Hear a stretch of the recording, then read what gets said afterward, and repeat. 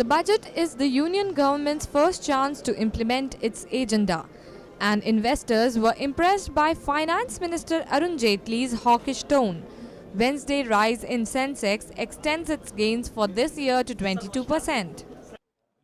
Prime Minister Narendra Modi swept to power on the back of a promise to revive the economy and create jobs after the longest spell of growth below 5% in the quarter of a century.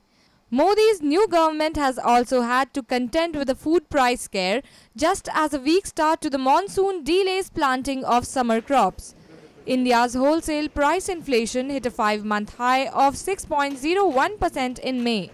Meanwhile, headline inflation has stabilized but is still beyond the acceptable level, said the finance minister. The country is waiting for a systematic and unified tax system to be implemented as promised by Prime Minister on various occasions. Economists are saying the government needs to focus on direct tax code and should implement the goods and services tax regime, which will make the overall system transparent, simple and accountable. FICCI President Siddharth Birla, speaking exclusively to NNIS, went into details on the great expectations from this budget. We believe that the finance minister has a tight job in front of him because we have a tight financial situation as well as a low growth situation.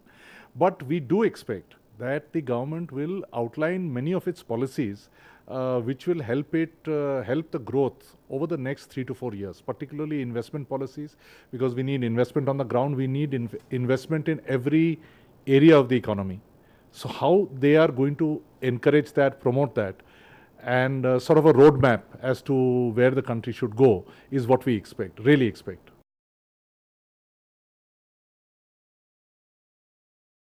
I think the first thing is to improve the consumer confidence.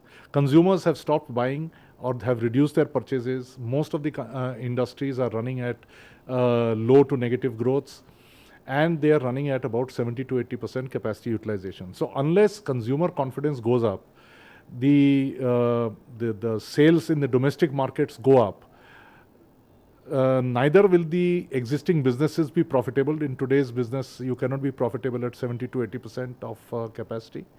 And definitely no business will plan expansion or new investments. So unless new investments are going to come in the next, say, 12 to 24 months, we will not see growth 3 to 5 years down the line.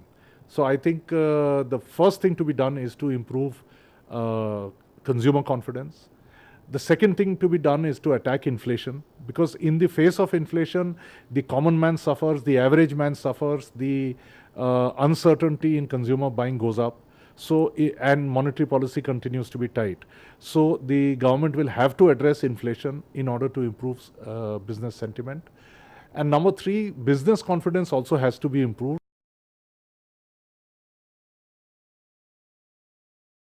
Yes, it will certainly help in the growth of the economy because it is not only in majority, it has also the its own agenda is aimed towards growth and development. And really speaking, if you look at the voting that has got them into this power, it is the young people of this country who have voted them on an agenda of development, good governance, and the possibility of creating employment. So I think the whole, whether it is the voter uni system, whether it is the government, it is the government's own belief, the policy, they are all completely aligned. So I think this vote has been remarkable for India. The agenda of this government is very positive, and therefore we believe that this majority really helps.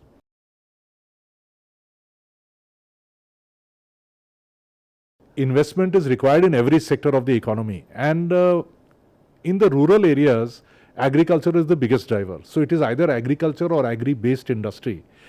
Now, FICCI's own calculation is that looking at the jobs that we need to create about 1 million jobs, 10 lakh jobs every month for 10 years. That is what will provide employment in the country. And these are mostly non-farm jobs.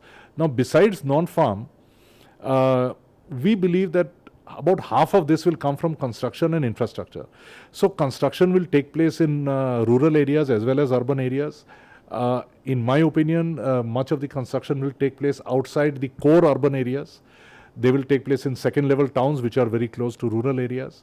There has to be investment made in agriculture. There has to be investment made in agricultural infrastructure, which is distribution of agriculture. Powered by NNIS.